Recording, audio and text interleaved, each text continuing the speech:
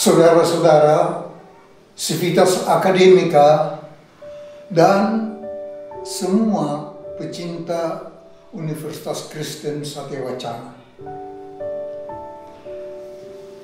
Agar perayaan 64 tahun atau 8 windu universitas kita memberi makna yang berarti, kita perlu melakukan 3 hal.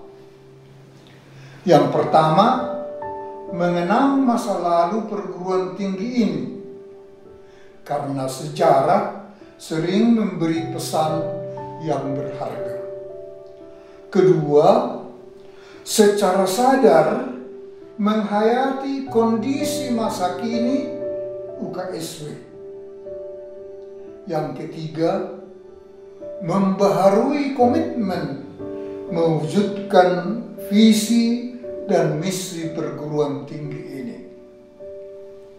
Kita mulai dengan yang pertama. Kita mengenang masa lalu dengan melacak beberapa peristiwa historis yang pesannya masih relevan hingga kini. Pada hari Rabu, 10 Oktober 1956, seminggu sebelum perkuliahan dimulai, Dewan Pengurus memberi tugas kepada dekan, yaitu O. Noto Hamijoyo, untuk memberi forming. Bisa kita katakan ini wujud, atau mungkin lebih tepat sosok. Ya. Jadi tugas dekan adalah memberi sosok PT PGKI sebagai perguruan tinggi yang menyelenggarakan pendidikan dan pengajaran tinggi berdasar atas asas-asas iman Kristen dan sebagai sarana pengabdian kepada nusa dan bangsa.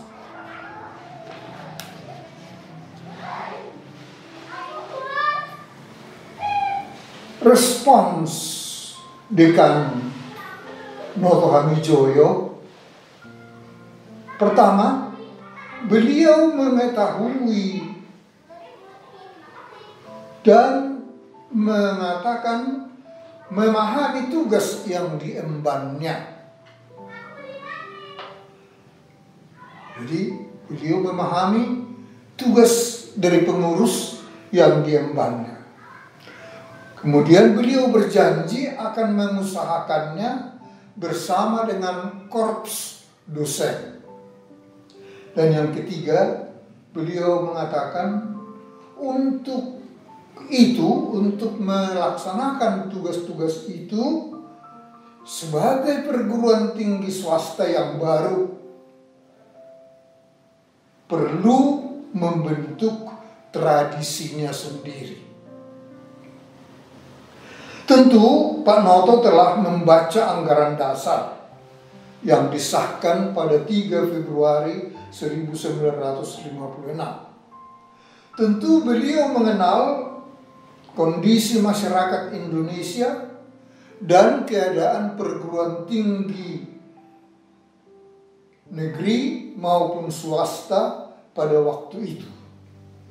Atas pemahaman itulah beliau bersama korps dosen berupaya memberi sosok, berupaya membangun perguruan tinggi ini, memberi sosok, dapat juga kita katakan itu mewujudkan visi dan misi yang telah ditetapkan oleh pengurus. Walaupun tidak ada kata misi dan misi, tetapi sebenarnya di dalam penugasan itu sudah tersirat visi dan misi. Pak Noto sangat konsisten, tahap demi tahap, tahun demi tahun, beliau melaksanakan tugas itu. Beliau menunaikan janjinya. Khotbah pembukaan perkuliahan 17 Oktober 56, beliau beri judul Menyegani Tuhan itulah pangkal segala pengetahuan. Amsal 1 ayat 7 itu menurut Pak Noto berseru kepada mahasiswa dan dosen. Saudara-saudara harus mulai dengan mendengarkan firman Tuhan dan mentaati norma-normanya dalam segala lapangan hidup, juga dalam lapangan ilmu. Dalam pidato pembukaan PTPGKI pada hari Jumat 30 November 1956, yang kemudian hari itu ditetapkan sebagai Dies Natalis UKSW, Wonoto Hamijoyo menyebut tugas-tugas PTPGKI dalam masyarakat peralihan, yaitu 1. Memelihara dan mengembangkan ilmu. Dengan kata lain, menjadi pusat penyelidikan dan pengembangan ilmu. 2. Mendidik mahasiswa menjadi pengabdi kebenaran. 3. Mendidik pemimpin-pemimpin akademis pengabdi masyarakat. 4. Melanjutkan kebudayaan, transformation of culture. 4 tugas itulah yang kemudian dikenal sebagai tugas catur rupa PTPGKI. Dari waktu ke waktu, Pak Noto memaparkan gambaran atau sosok perguruan tinggi yang dipimpinnya itu sampai pada pengembangan atau dikembangkan menjadi UKSW. Dia memaparkan atau menjelaskan kepada sivitas akademika dan kepada pemerintah dan kepada umum upaya-upaya apa yang dilakukan oleh universitas ini. Dalam atau dengan berbagai upaya itulah nampak tradisi sendiri ya, yang telah diungkapkannya kepada pengurus sebagai lembaga yang baru perlu membentuk tradisinya sendiri. Tradisi sendiri itu nampak di dalam berbagai upaya yang dijalankan atau yang diupayakan. Pak Noto tidak memberi definisi apa itu tradisi sendiri. Dari berbagai kegiatan, dari denyut kehidupan UKSW dari waktu ke waktu, saya memberanikan diri memahami dan kemudian memilah-milah apa tradisi sendiri yang sudah dibentuk dan yang selalu dikembangkan. Pertama, tradisi keilmuan dan pengembangan ilmu. Ini menyangkut perkuliahan, literatur, penelitian, kurikulum, dan sebagainya. Di dalam hal inilah sangat penting tradisi sendiri itu. Pemerintah menentukan kurikulum minimum untuk semua mata kuliah di perguruan tinggi. UKSW harus mengikutinya. Namun UKSW menentukan isi atau menambah isi sesuai dengan visinya. Contoh, mata kuliah dasar, antropologi, sosiologi, etika, agama, Pancasila, kewarganegaraan dan sebagainya, yang berfungsi untuk pembentukan kepribadian dan rasa tanggung jawab sebagai warga masyarakat dan warga negara, perlu diberi isi sesuai dengan asas-asas kekristenan.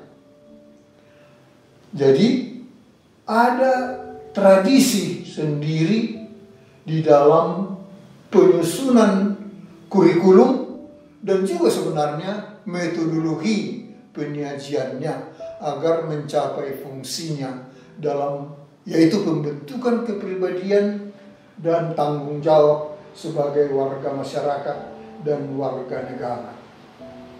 Dan UKSW menyusun pokok-pokok bahasan, merancang metodologi sesuai dengan prinsip-prinsip pendidikan Kristen. Contoh yang kedua, tradisi sendiri di bidang pengembangan ilmu adalah mengenai Tridharma. Pemerintah menetapkan Tridharma perguruan tinggi, yaitu pendidikan dan pengajaran, yang kedua penelitian, yang ketiga pengabdian masyarakat. UKSW memahami dan memaknai Tridharma perguruan tinggi itu sebagai segitiga akademik. Artinya, ketiga dharma itu adalah kegiatan akademik. Ketiga dharma itu saling berkaitan dan saling menopang. Hasil penelitian dapat dipakai atau menjadi bahan untuk perkuliahan. Hasil penelitian juga dapat dipakai untuk pengabdian masyarakat. Sebaliknya, pengabdian masyarakat, program-program pengabdian masyarakat dapat menjadi bahan perkuliahan dan dapat juga dilakukan penelitian lanjut. Jadi segitiga akademik. Jadi itulah contoh tradisi sendiri di bidang ilmu dan pengembangan ilmu. Yang kedua, tradisi kekristenan. Itu mengenai ibadah, penelaahan Alkitab, baik yang dilakukan oleh dosen-dosen maupun oleh para mahasiswa, persekutuan doa, dan sebagainya.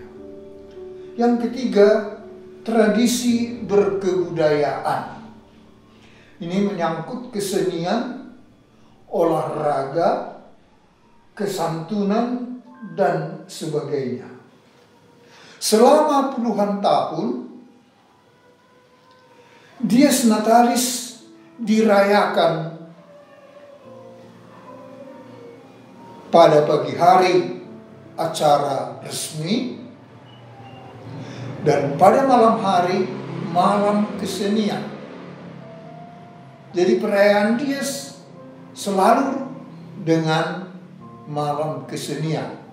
Kesenian yang ditonjolkan adalah kesenian dari berbagai daerah. Dan sebagaimana sering diungkapkan, Satyawacana adalah Indonesia Meni. Itu juga digambarkan, itu juga dipamerkan, itu juga diwujudkan di dalam kesenian perayaan Dies. Jadi tradisi berkebudayaan. Itulah saya kira mengenai tradisi sendiri. Sekarang saya ingin berbicara mengenai pokok pemimpin, kepemimpinan, dan pembinaan pemimpin. Sejak awal, pada pidato peresmian PTPGKI 30 November 56, perihal pemimpin dan pembinaan pemimpin menjadi pusat perhatian. Salah satu tugas perguruan tinggi ini ialah membina pemimpin-pemimpin. Pemimpin-pemimpin akademis, pemimpin-pemimpin pengabdi. Beberapa sifat pemimpin menurut Noto Hamijoyo dalam pidato setahun kemudian, pidato Dies, antara lain pemimpin itu mempunyai vision and insight, mempunyai strong convictions and self-confidence, mempunyai sifat pengabdi, dan sebagainya.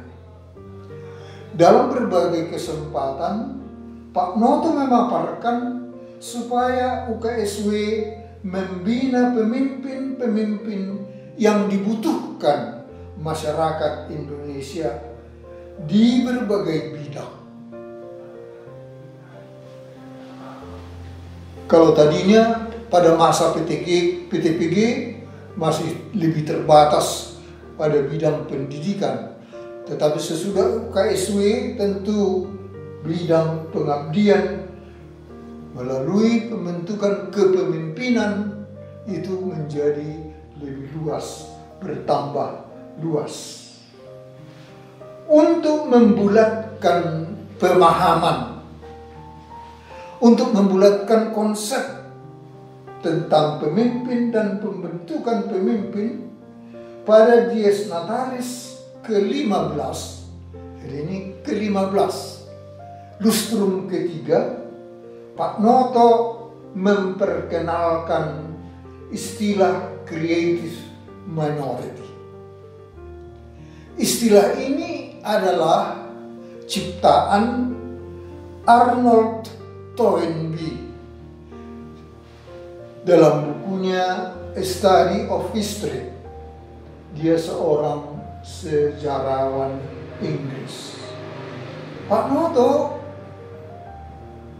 memahami dan mengindonesiakan creative minority itu minorita yang berdaya cipta. Menurut Arnold Toynbee, creative minority itu ialah sejumlah kecil orang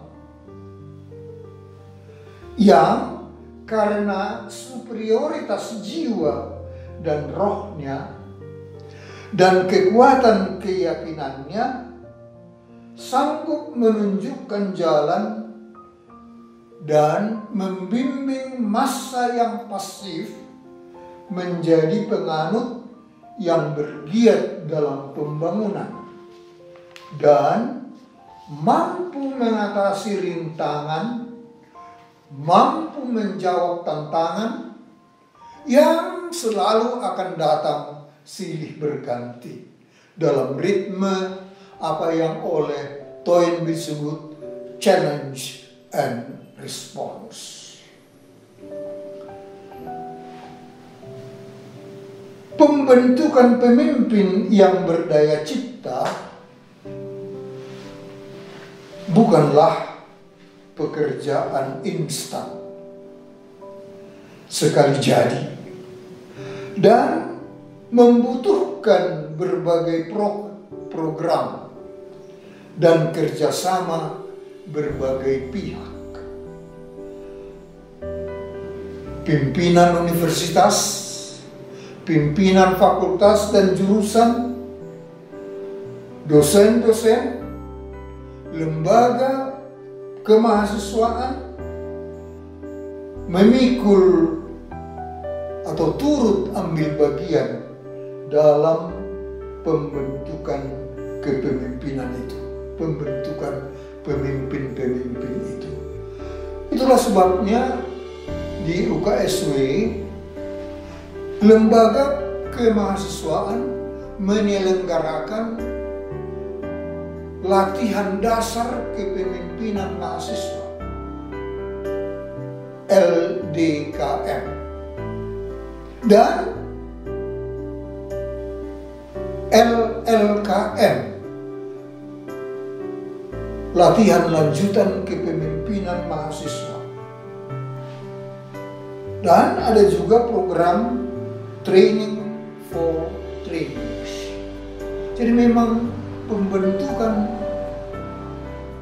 pemimpin-pemimpin yang berdaya cipta itu melalui berbagai program, melalui kerjasama berbagai pihak. Dan itu bukan instan, itu usaha yang terus-menerus, usaha yang berkelanjutan. Hal berikut yang ingin saya sampaikan adalah mengenai apa yang diungkapkan di surat dari Pak Onas ini, yaitu tentang rintangan, kesulitan, dan tantangan. PT PGKI didirikan dengan menghadapi dan mengalami berbagai kesulitan. Beberapa di antaranya kesulitan keuangan. Donasi yang diharapkan pengurus tidak masuk sebagaimana diharapkan. Karena kesulitan keuangan, pengurus tidak bisa membangun kampus. Akibatnya, perkuliahan dilakukan di kompleks kantor Gereja Kristen Jawa, yaitu di Jalan Dr. Sumardi. Selama 3 tahun pertama, PT PGKI kuliah diselenggarakan di sana, ujian diselenggarakan di sana, semua kegiatan akademik diselenggarakan di sana. Kegiatan kerohanian ya diselenggarakan di gereja yang terdekat, yaitu GPIB yang ada di Taman Sari itu. Kesulitan yang kedua, kekurangan mahasiswa. Setiap tahun jumlah mahasiswa baru selalu lebih rendah jumlahnya dari yang direncanakan. Dan itu tentu berpengaruh kepada keuangan. Ya, karena tidak ada uang kuliah atau uang kuliah menjadi sedikit. Ya. Kesulitan yang ketiga adalah mengenai dosen. Pada tahun pertama hanya 2 dosen tetap, yaitu dekan Pak Noto dan wakil dekan itu seorang Belanda, Juffrouw Miedema, Ibu Miedema, orang Belanda. Selainnya adalah dosen-dosen tidak tetap.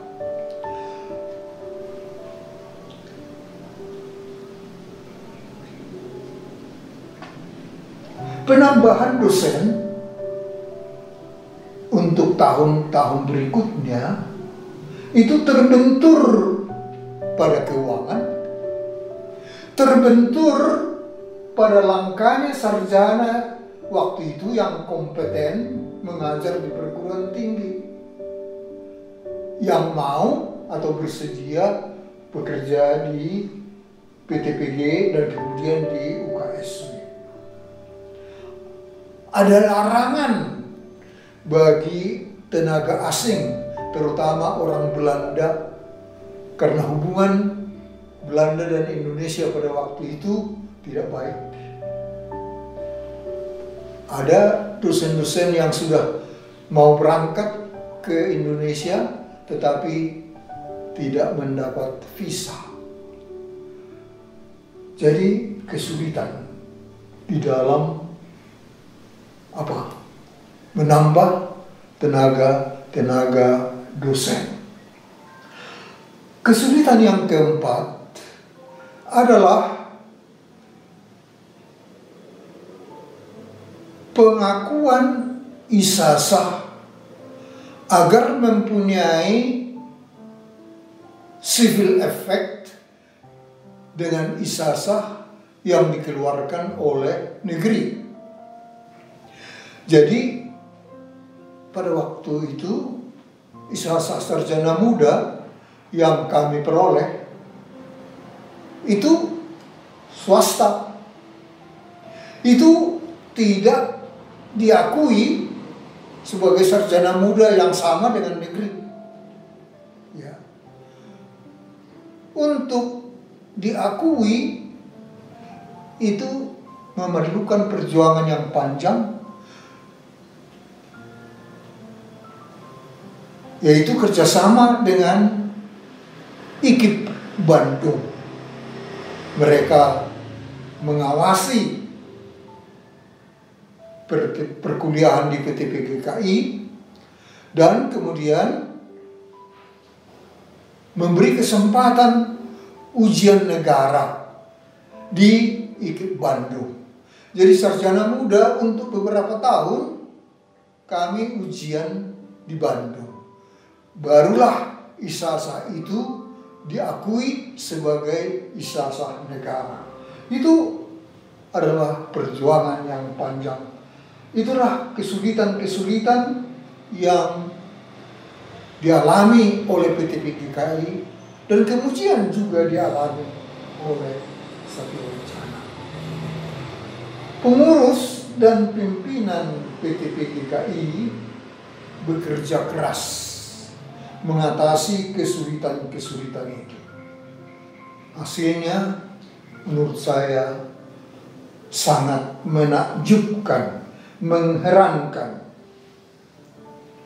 Ya.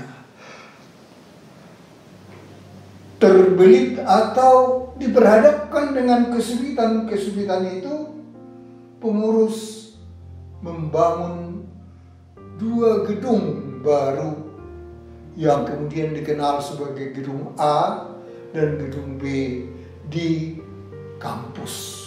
Atau itulah gedung pertama di kampus yang sekarang ini. Dan luar biasa, meskipun mengalami banyak kesulitan dan tantangan, pengurus pada tahun 1959 pada bulan Desember memproklamasikan pendirian Universitas Kristen di Salatiga. Dan fakultas atau PTPG yang kemudian berubah nama menjadi FKIP dijadikan fakultas di dalam universitas itu. Kemudian Fakultas Hukum dan Fakultas Ekonomi didirikan pada tahun 1960 sehingga berdirilah UKSW, Universitas Kristen, yang kemudian diberi nama Satya Wacana, yang terdiri dari 3 fakultas. Pada waktu itu Undang-Undang Perguruan Tinggi menetapkan suatu universitas harus mempunyai paling sedikit 3 fakultas, dan itu dipenuhi. Dan tentu saja dengan didirikannya universitas, dengan bertambahnya fakultas, pastilah dibutuhkan biaya yang lebih besar. Pastilah diperlukan sumber daya manusia yang lebih banyak. Dan untuk memperoleh dosen-dosen yang berwenang, dulu sering disebut itu dalam bahasa Belanda yang bevoegd, yang mempunyai kewenangan untuk memberi kuliah, itu pekerjaan yang sulit. Tetapi banyak kesulitan yang dihadapi itu tidak menghentikan, ya, tidak menghentikan pengembangan Satya Wacana. Berbagai kesulitan itu dapat diatasi, berbagai tantangan dapat dijawab, tuntutan pemerintah, tuntutan masyarakat dapat dipenuhi, dan UKSW berkembang tahap demi tahap, tetapi pasti, sehingga menjadi seperti sekarang ini. Nah, itulah bagian tentang berbagai kesulitan dan rintangan yang dihadapi dan diatasi. Hal yang kedua, seperti saya katakan tadi pada permulaan, yang perlu dilakukan oleh Civitas Academica Satya Wacana ialah mengenal dan menghayati kondisi UKSW sekarang ini secara sadar dan objektif, mengenal sosok UKSW sekarang ini, program-programnya, upaya-upayanya, dan semua denyut kehidupan perguruan tinggi ini di dalam menjalankan tugasnya untuk mencapai atau untuk mewujudkan visi yang telah ditetapkan.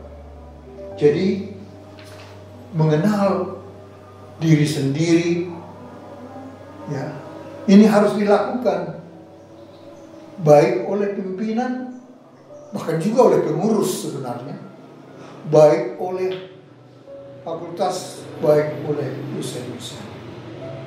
Nah, dengan memanfaatkan kenangan dan pemahaman sejarah masa lalu, dengan pengenalan kondisi real sekarang ini, maka kita dibantu untuk apa yang saya katakan tadi, melakukan hal yang ketiga, yaitu memperbaharui tekad, membulatkan komitmen untuk bekerja keras dan profesional, mempertahankan, membangun dan mengembangkan UKSW agar lebih mampu melaksanakan misinya untuk mewujudkan visinya. Tuhan kiranya memberkati UKSW. Kita yakin Tuhan tidak pernah meninggalkan UKSW. Tuhan membantu UKSW di dalam berbagai kesulitannya. Yang dituntut adalah kesetiaan kepada firman-Nya. Yang dituntut adalah, saya mau menambahkan, setia kepada firman, kita wujudkan juga dengan kesetiaan kita kepada UKSW. Saya mengharap Civitas Akademika setia kepada UKSW. Sekian. Dengan setulus hati dan penuh syukur, saya menyampaikan selamat Dies Natalis yang ke-64 atau 8 Windu Universitas Kristen Satya Wacana. Kiranya perjuangan, segala upaya membangun,